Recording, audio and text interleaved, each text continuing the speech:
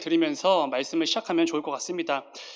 여러분들은 이 예수 믿으면서 가장 좋을 때가 언제이십니까? 한번 한 5초 동안만 생각해 보겠습니다. 내가 예수 믿으면서 가장 좋았던 때를 한번 떠올려 보시기 바랍니다. 엄청 많이 떠오르시는 분들도 계실 거고 이렇게 잘 떠오르지 않으신 분들이 계실지도 모르겠습니다. 여러분들이 주변 사람들에게 특별히 내가 소중히 여기는 어떤 사람들에게 함께 교회 다녀보자고 계속해서 권하고 이렇게 권면하는 이유는 다른 게 아닙니다. 예수 믿으면 좋기 때문이지요. 특별히 내 사랑하는 자녀들이 다른 건 몰라도 이 교회만큼은 잘 다니길 원하는 이유, 예수 그리스도를 영접하고 이 믿음이 생기기만 하면 다른 건 사실 별로 필요 없다고 여기는 이유, 그만큼 예수님을 믿는 게 너무나 좋기 때문에 그렇습니다. 제가 예수님을 믿지 않는 이 친구들을 만나게 되면 늘 이런 내용의 질문을 받게 됩니다. 교회는 왜 다니는가? 11조는 도대체 왜 하는가? 저한테 이제 목사는 왜 되었는가? 이런 질문을 자주 받습니다. 제 친구들이 이런 질문을 하는 이유는 여러 가지가 있겠지만 근본적인 이유는 이거 하나일 것입니다. 이 예수님을 믿지 않는 제 친구들은 예수 믿는다는 게 얼마나 좋은지 아직 모르기 때문에 그렇습니다. 저희 아버지가 목사님이시지 않습니까? 근데 이제 몇 년 전부터 결혼에 대해서 자주 언급을 하십니다. 근데 아버지가 원하시는 며느리상은 늘 동일합니다. 일단 당연히 교회는 다녀야 되고 신앙과 성품이 좋아야 하는 것은 놀랍게도 기본입니다. 여기까지가 기본이었고요. 무엇보다 이제 항상 말씀하시는 게 예뻐야 된다 이렇게 말씀을 하십니다. 그 이왕이면 다홍치마 이런 이 말이 있지 않습니까? 이런 표현을 쓰시면서 예뻐야 된다 이런 말씀을 하시죠. 아마도 저희 어머니가 너무 예쁘신 분이셔서 그렇게 말씀하시는 것입니다. 근데 반면에 저희 어머니는 그렇게 말씀 안 하십니다.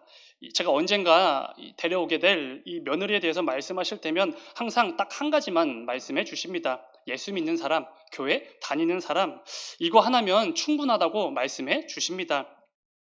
사실 이 부족한 제 생각에는 이 사모가 될 사람은 이 사목감이라는 말이 있지 않습니까? 그래서 좀 재정적으로도 좀 여유로운 사람이면 좋을 것 같고 피아노도 좀 잘 치고 이 성품이나 성격이 너무 좋아서 제가 목회할 때에 많은 도움이 되고 좀 그런 사람이면 좋겠다고 저는 생각을 합니다. 그런데 이제 제 생각이고요.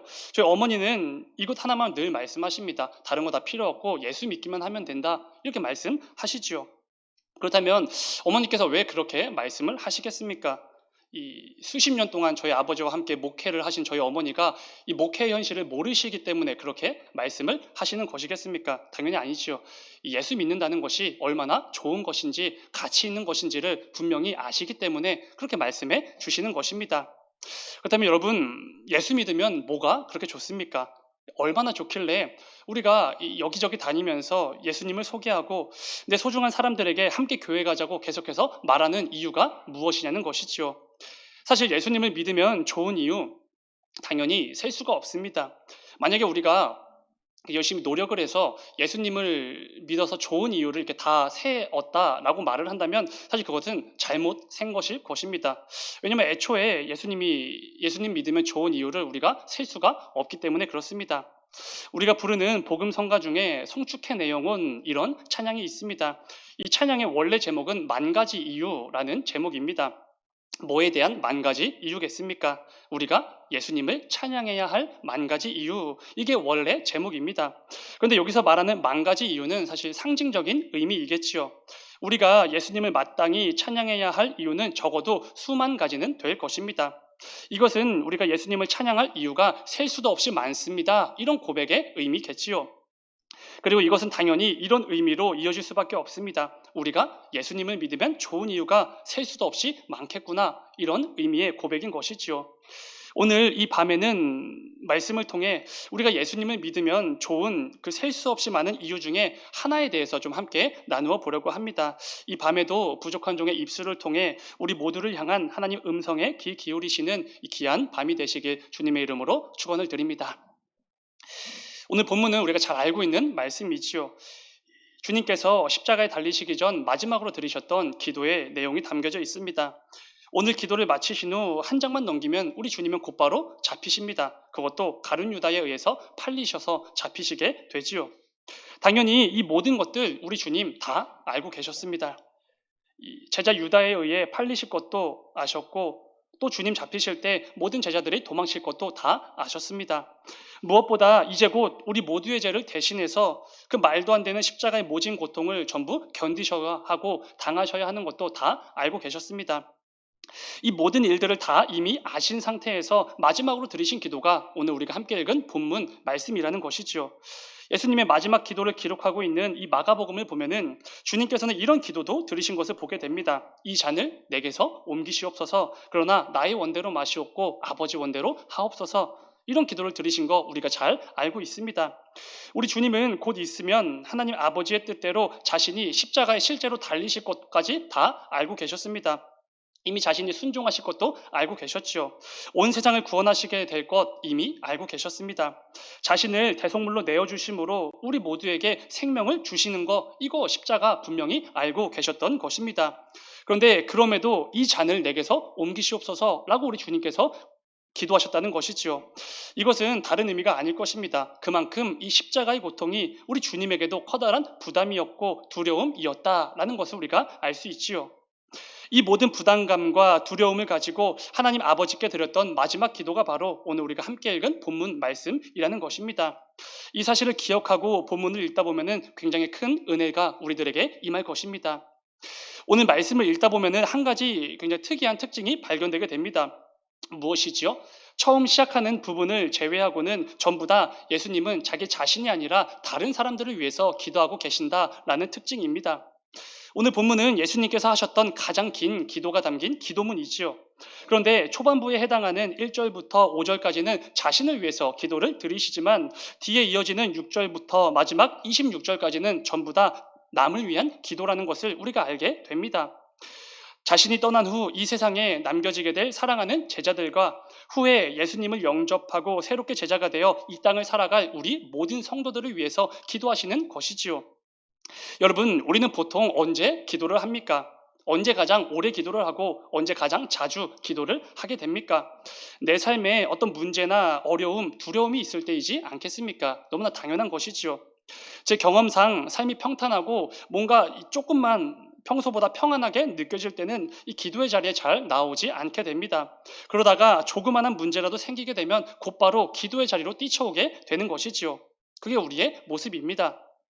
그런데 우리 주님께서는 자신 인생의 최대의 부담과 두려움으로 가득한 그 상황에서 이제 곧 사랑하는 제자들에게 팔리시고 제자들에게 버림을 받으시고 이제 곧 무려 십자가의 모진 고통을 당하셔야 하는 그 상황에서도 우리 주님은 자신을 위한 기도보다 남을 위한 제자들과 우리 성도들을 위한 기도를 더 많이 하셨다는 것입니다. 참으로 놀라운 사실이지 않습니까? 창조주가 되시는 하나님이신 성자 예수님께서 그 어려운 상황에서도 피조물에 불과한 저와 여러분을 위해서 더욱더 많이 기도하셨다라는 것은 굉장히 놀라운 말씀입니다. 그리고 당연히 말도 안 되는 은혜이지요.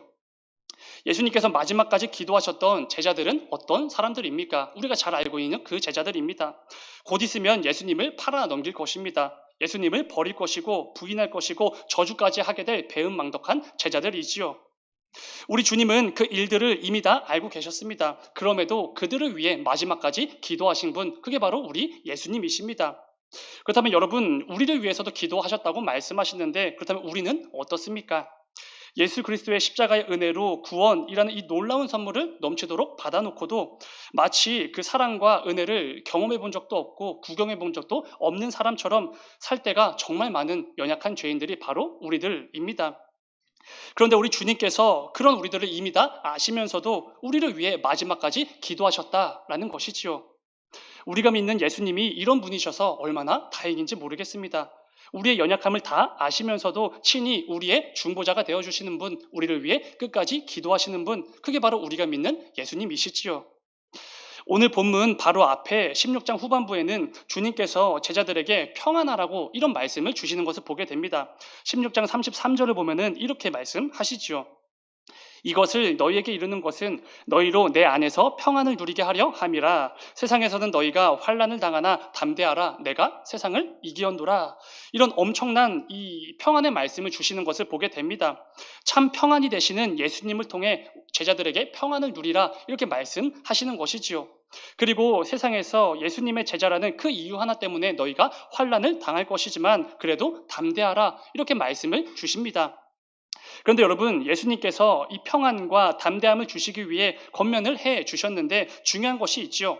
주님께서 왜 이런 말씀을 하셨는가라는 것입니다. 이 33절의 말씀은 앞에 32절 말씀과 연결해서 봐야 합니다.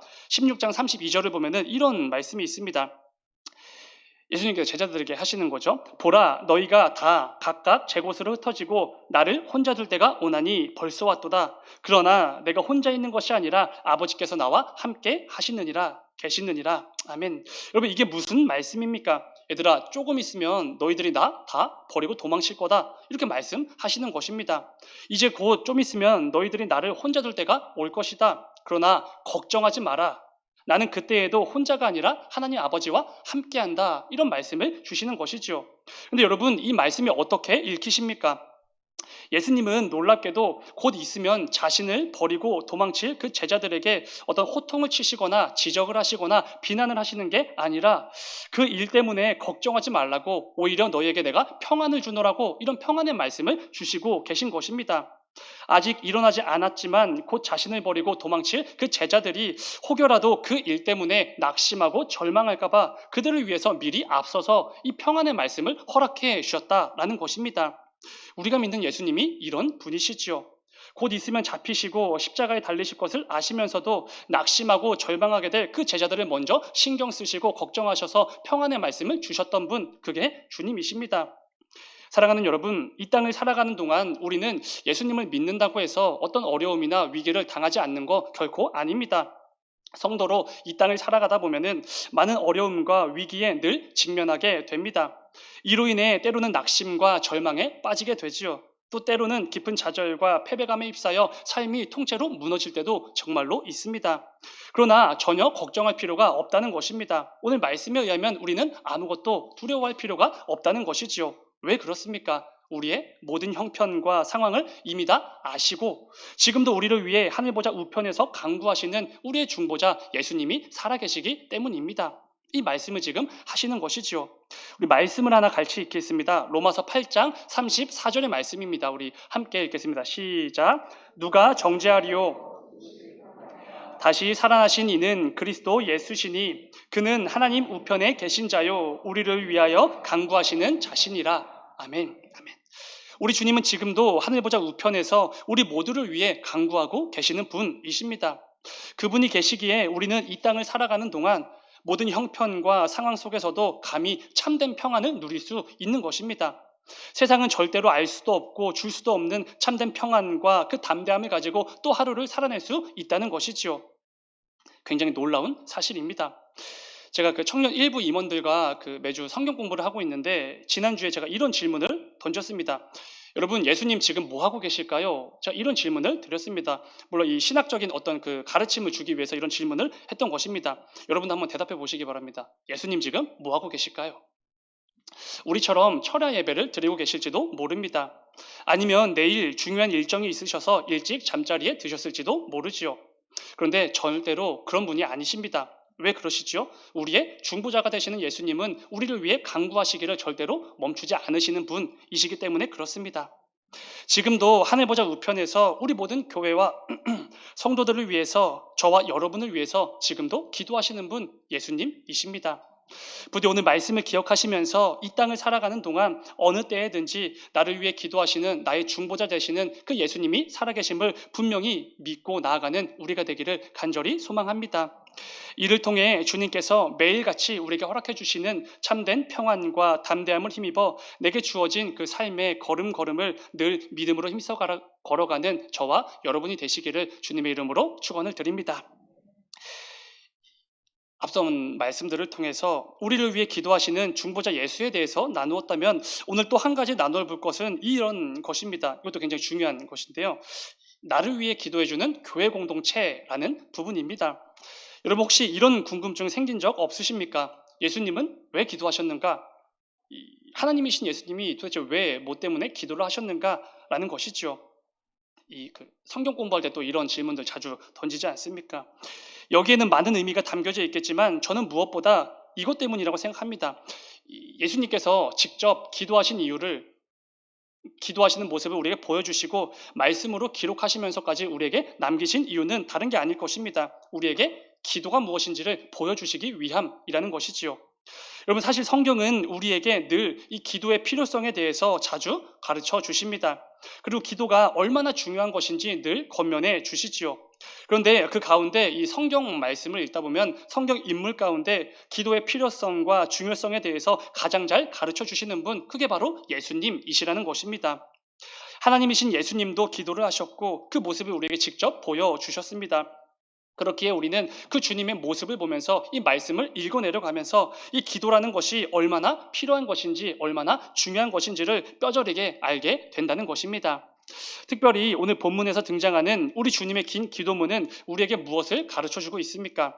나보다 남을 위한 기도, 사랑하는 사람들과 교회 공동체를 위한 기도, 이 기도를 우리에게 가르쳐주고 있는 것입니다. 여러분, 그렇다는 것은 예수님께서 우리 모든 교회와 성도들에게 원하시는 모습은 당연히 무엇이겠습니까? 우리가 예수님처럼 남을 위해 기도하고 서로를 위해 기도하고 교회 공동체를 위해서 기도하며 나아가는 모습, 바로 이런 모습을 우리에게 원하신다는 것이지요. 예수님의 기도를 통해 세워졌다고 말해도 과언이 아닌 이 초대교회 공동체를 생각해 보시기 바랍니다. 사도행전 1장을 보시면은 초대교회 시작은 약 120명으로 시작이 된 것 같습니다. 그런데 여러분, 초대교회는 어떤 공동체였습니까? 사도행전 1장 14절을 보면은 이런 말씀이 있지요. 여자들과 예수의 어머니 마리아와 예수의 아우들과 더불어 마음을 같이하여 오로지 기도에 힘쓰더라. 아멘. 그리고 이어지는 사도행전 2장 42절을 보더라도 이런 말씀이 있습니다. 그들이, 초대교회가 사도의 가르침을 받아 서로 교제하고 떡을 떼며 오로지 기도하기를 힘쓰니라. 아멘.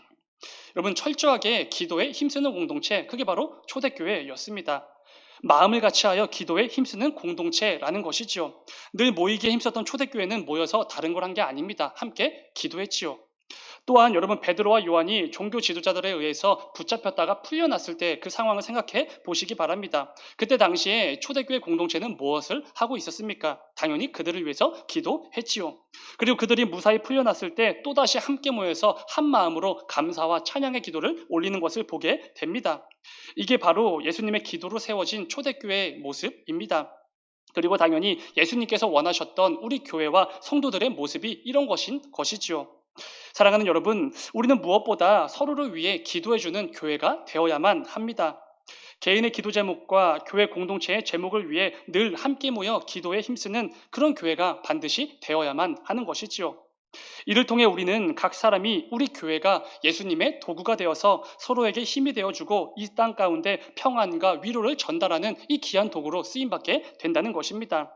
그리고 이것이 바로 주님께서 우리 교회에게 원하시는 모습이지요.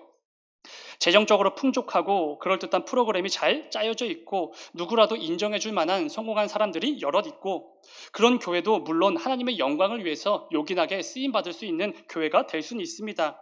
그러나 이러한 것들이 아무리 넘쳐난다고 해도 서로를 위해서 기도해주지 않는 교회는 정말로 큰일 납니다. 교회 공동체와 개인의 기도 제목을 위해 함께 모여 기도하기를 힘쓰지 않는 교회는 정말로 큰일이 나는 것이지요. 다른 그 어떤 것들이 풍족하다고 해도 결코 건강한 교회라고 할 수가 없는 것입니다. 둘 다 필요한 것이지만 그 순서가 바뀌면 절대로 안 되는 것이지요. 우리가 잘 아는 것처럼 올해부터 수요일에 중보기도회가 다시 시작이 되었습니다. 이 코로나 기간 동안 멈추었다가 하나님의 은혜로 다시 시작이 된 것이지요. 그런데 여러분, 이 중보기도회가 얼마나 귀하고 뜨거운지 모릅니다. 다들 소문을 들으셨겠지만 이 수요일마다 모여서 함께 뜨겁게 찬양하고 기도하고 끝나면 함께 식사하고 교제를 합니다. 그런데 여러분, 그 가운데 가장 귀한 모습이 뭔지 아십니까? 이것이죠. 함께 기도한 제목이 속히 응답이 되어서 그 간증을 함께 나누는 모습, 여러분, 이게 얼마나 귀한 모습인지 모르겠습니다.